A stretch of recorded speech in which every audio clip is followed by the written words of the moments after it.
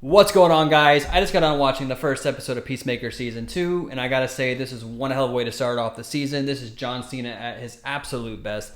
I love him as Peacemaker. From the moment he was on screen, I was already cracking up laughing. He's just hilarious, and he's perfect for this role.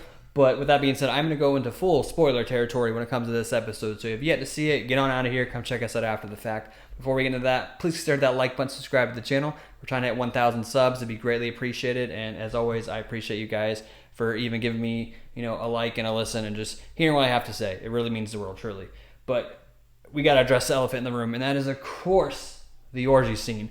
No, that scene really caught me off guard. I was not expecting that. It went from Chris Peacemaker being completely sad, doing cocaine, and next thing you know, it's 50 people having an orgy. I was not prepared for that. But no, that's not the scene we're talking about. We are, of course, talking about the big retcon that they did from Season 1 at the very end with the Justice League, when we had, Jason Momoa's Aquaman and the Flash in there. They completely took them out and replaced them with the Justice Gang, and we got some banter between Guy Gardner's Green Lantern and Hawk Girl, kind of tying it back to the new Superman movie that we just recently watched. I loved it. I honestly can't think of another way that James Gunn could have handled it. I feel like the internet's going to be very divided about it, but that's just the internet. Me personally, I think that's the best way they could have handled it. They're like, everything that happened in Season 1 is canon. We just replace this one big part. Let's move on. I'm here for it. I'm a big fan about it. But again, talk about the show itself. John Cena absolutely kills it. Like I said, he's hilarious from the moment he gets on screen. He opens up with eagerly trying to go outside, and it's too cold to go outside, so he lets him fly around that dimension that we get introduced to in Season 1. He's just walking around in his tidy whities, and he's just moping, and it's just hilarious. John Cena absolutely kills it, and I'm excited to see where the rest of the season's going. This season, the first episode has a lot of surprises, a lot of Easter eggs, and a lot of setup, and I'm here for it. I love it. I'm glad that they kind of tie in all the stuff that happened in Superman.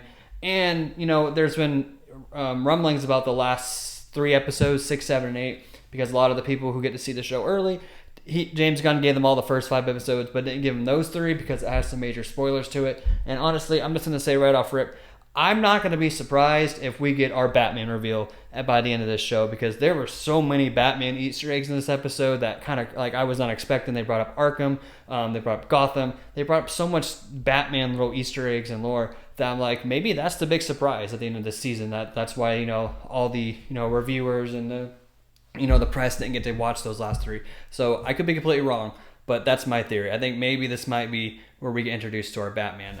Like I said, one can only hope, and I'm here. I want Alan Richardson to be Batman. There's probably so many other good Batmans there could be, but I think Alan Richardson would be a great Batman, a brooding Bruce Wayne, and I think he would really fit the whole DCU, but that's just my opinion.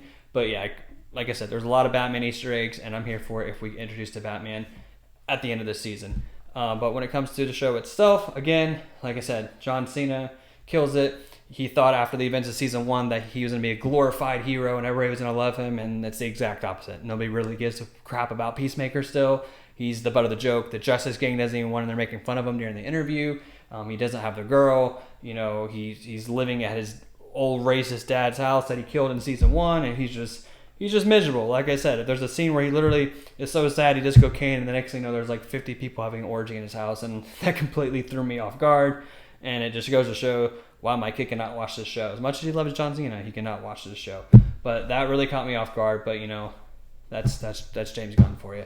But I think this show is great. All the chemistry from all the characters that you grew to love from Season 1 is there. I love that this is spoiler territories, that there is a whole other dimension that has the exact opposite lifestyle of the Peacemaker that we're all following now, where his life's perfect. He's a glorified hero. His brother's still alive. His dad was never racist. His dad was a loving. And they're actually a crime-fighting trio that goes around, stops crime together, and they're a big deal, and everybody loves them. And it's the exact opposite, again, of what our Peacemaker's going through.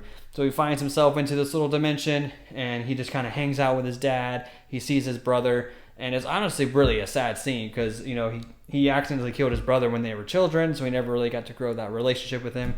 And his dad was a piece of crap growing up. But in this universe, he got to experience, just for a brief moment, while they're all sitting in the living room having a beer, hanging out with his brother, having a conversation and knowing what it's like for his dad to tell him that he loves him, and he just starts crying. And I thought that was very heartfelt. I truly liked that scene.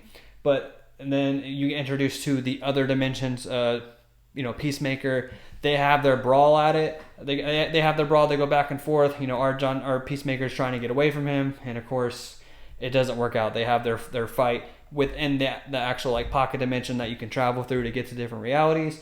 And I saw that scene in the trailer, but I thought that was gonna be towards the back half of the season. I was not expecting me in season 1. And again, like I said, spoilers. Our Peacemaker kills the other one by mistake, and I did not expect him to do that so soon. Like, that completely caught me off guard. I was not prepared for that.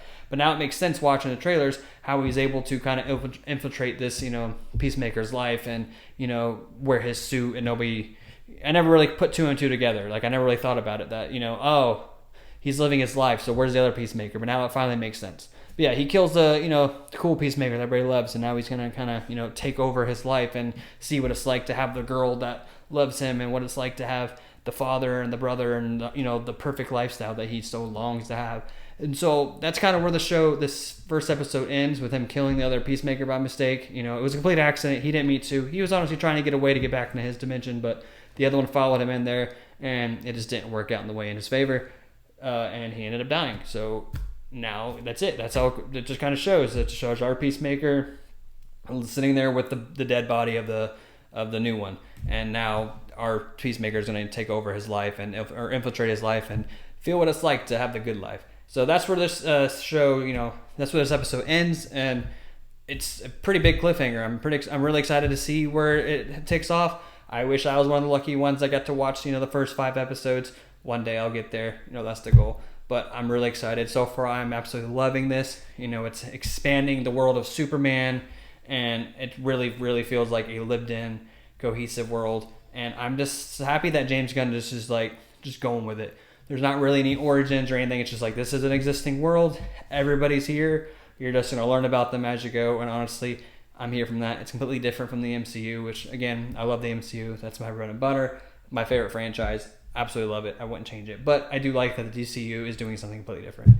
But yeah, guys, that's my overall thoughts on Peacemaker Episode 1, Season 2. I think it was fantastic. It's got me really excited to see the rest of the show, and I can't wait. I'm glad this is a weekly thing. Now we have something to talk about every week, and I'll be following this show, up to the very end, up to the finale. And I hope I'm right about Batman being in this show, because like I said, there were so many Easter eggs about Batman, and I'll be shocked if he's not in it. But now I want to hear from you guys. Let me know down below in the comments how you felt about this first episode of Peacemaker Season 2. Were you a fan of how he handled the whole retcon with the Justice League, or are you completely against it? I'm very curious to how the internet's going to take that. Let me know down below in the comments. And as always, I appreciate you guys taking the time to check out this video. Don't forget that like button, subscribe to the channel on your way out, and I'll see you guys in the next video.